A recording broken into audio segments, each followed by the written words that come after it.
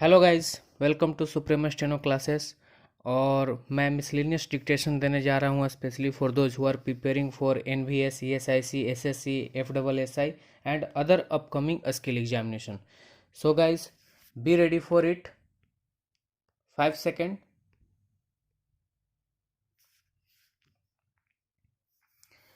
Global dimming is the gradual reduction in the account of global direct irradiance at the Earth's surface that was observed for several decades after the start of systematic measurements in the 1950s.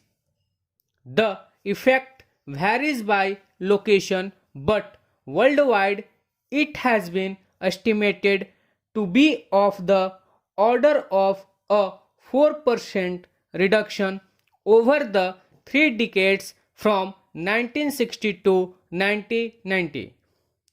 However, after discounting an anomaly caused by the eruption of Mount Pinatubo in 1999, a very slight reversal in the overall trend has been observed. Global dimming is thought to have been caused by an increase in particulates such as sulfate aerosols in the atmosphere due to human action. It has interfered with the hydrological cycle by reducing evaporation and may have reduced rainfall in some areas. Global dimming also creates a cooling effect that may have partially counteracted the effect of greenhouse gases on global warming. It is thought that global dimming is probably due to the increased presence of aerosol particles in the atmosphere caused by human action. Aerosols and other particulates absorb solar energy and reflect sunlight back into a space. The pollutants can also become nuclei for cloud droplets. Water droplets in clouds coalesce around the particles. Increased pollution causes more particulates and thereby creates clouds consisting of a greater number of droplets.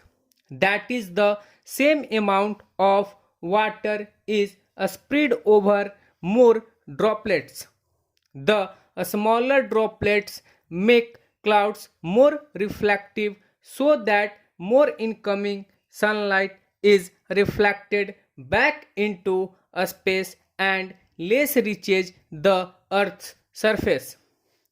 This same effect also reflects radiation from below, trapping it in the lower atmosphere. In models, these smaller droplets also decrease rainfall. Clouds intercept both heat from the sun and heat radiated from the earth. Their effects are complex and vary in time, location, and altitude. Usually, during the daytime, the interception of sunlight predominates, giving a cooling effect. At nights, the Earth's heat loss gets slow. Over the last 50 or so years, pan evaporation has been carefully monitored. For decades, nobody took much notice of the pan evaporation measurements.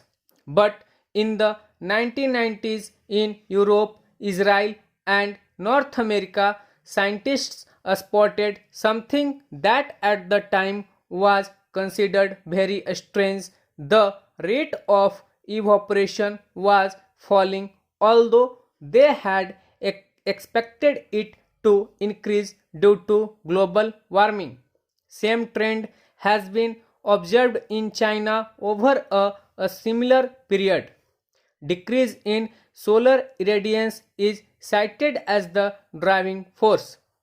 However, unlike in the other areas of the world, in China, the decrease in solar irradiance was not always accompanied by an increase in cloud cover and precipitation.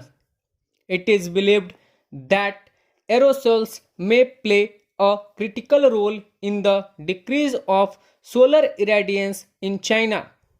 British Broadcasting Corporation Horizon Producers believes that many climate scientists regard the pan evaporation data as the most convincing evidence of solar dimming. Pan evaporation experiments are easy to reproduce with low cost equipment. There are many pans used for agriculture all over the world, and in many instances the data have been collected for nearly a half century. However, pan evaporation depends on factors besides net radiation from the sun. The other two major factors are vapor pressure deficit and wind speed. The ambient temperature turns out to be a negligible factor. The pan evaporation data corroborates the data gathered by radiometer and fills in the gaps in the data obtained using a unique type of meter. With adjustment to these factors, pan evaporation data has been compared to results of climate simultaneous. The incomplete combustion of fossil fuels such as diesel and wood are releasing black carbon into the air. Most of black carbon which is soot is an extremely small component of air pollution at land surface levels. This phenomenon has a significant heating effect on the atmosphere at altitudes above 2 kilometers under bracket 6562 feet. It dims the surface of the ocean by absorbing solar radiation. Various results were obtained by comparing the atmosphere over the northern and southern islands. Experiments in the Maldives in the 1990s shows that the effect of macroscopic pollutants in the atmosphere at that time, the time when pollutants blown south from India, it causes about a 10% reduction in sunlight reaching the surface in the area under the pollution cloud. That is a much greater reduction than expected from the presence of the particles themselves. Prior to the research being undertaken, predictions were of a 0.5 to 1% effect from particulate matter. The variation from prediction may be explained by cloud formation with the particles acting as the focus for droplet creation. Clouds are very effective at reflecting light back out into a space. The phenomenon underlying global dimming may also have regional effects. The major sources of air pollution are carbon dioxide and sulfur dioxide emissions. While most of the earth has warmed, the regions that are downwind from major source of air pollution have generally cooled. Stop.